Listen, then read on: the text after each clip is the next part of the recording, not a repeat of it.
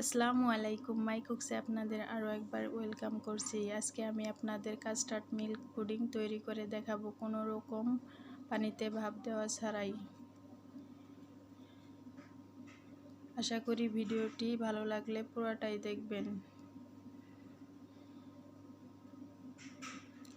এর জন্য প্রথমে একটা প্যানে আমি নিয়ে নিয়েছি হাফ লিটার লিকুইড দুধ, দিয়ে দেব 1.5 টেবিল চামচ কাস্টার্ড পাউডার, 2 টেবিল চামচ চিনি,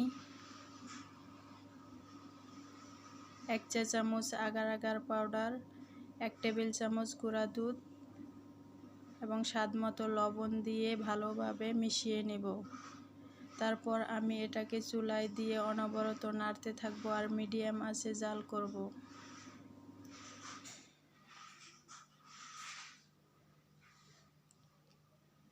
এটি আস্তে আস্তে ঘন হয়ে আসবে। ঘন হয়ে আসলে একটি বাটিতে আমি ঢেলে নেব। আপনারা যে কোনো কেক মোল্ডে ঢেলে নিতেও পারেন।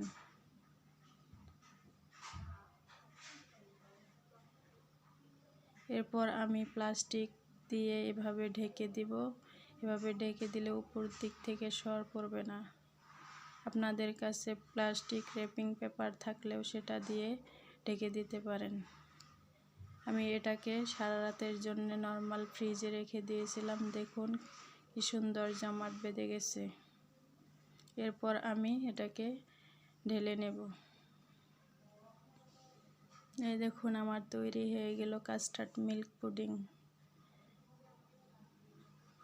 আমি আপনাদের কেটে দেখাচ্ছি।